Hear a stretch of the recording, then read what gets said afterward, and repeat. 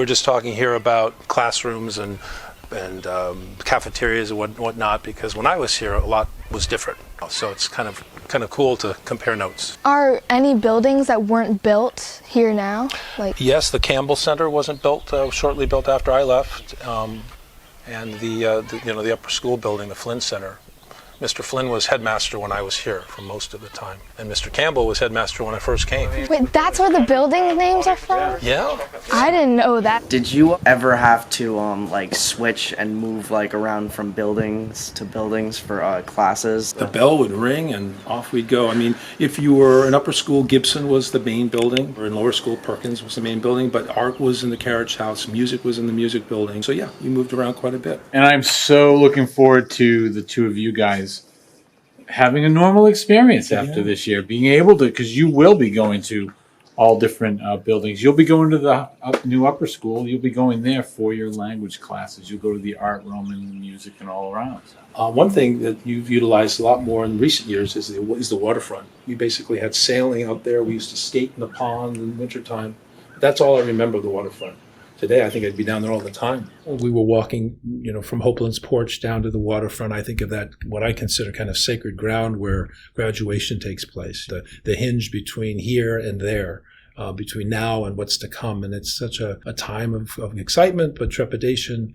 And I remember that year I had actually been tasked to invite Senator Chafee to come and speak to the graduating class. That was a great memory. So many memories. In 5th grade, we built boats out of cardboard and duct tape, and then they paddle around a buoy and then come back without sinking. I didn't sink, and my boat's name was SS Augie Dog.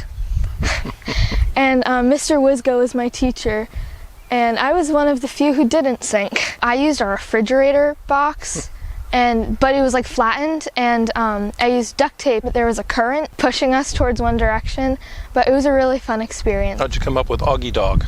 All my friends called me Augie Dog when I was little, so I decided to put it on the front of my boat. That's a great name. The Cardboard Regatta is kind of an example of how sometimes keeping it simple can be very effective, and giving kids the opportunity to think about the best way to do something with a limited amount of resources or material.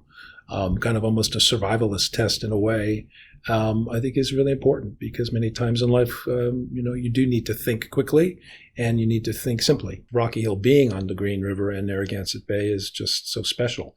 When I was here, the sailing program was just starting, but there wasn't as much activity down there as there is today, though. I was just thinking that we didn't take full advantage of the natural beauty and the marine biology here like you guys have done in recent years, and we really missed out on that, because the tidal pools and all of that I know is fascinating, and you can learn a lot.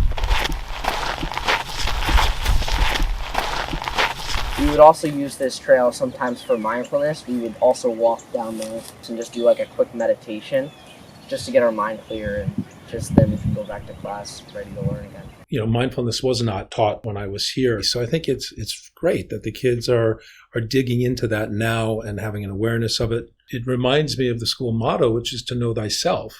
And so mindfulness of knowing thyself, even warts and all.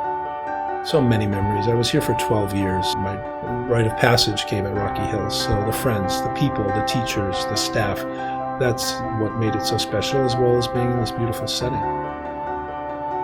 It's really been a pleasure being back on campus and being supportive of this endeavor. And I'd just like to say thank you for everything you do for Rocky Hill and supporting Giving Day.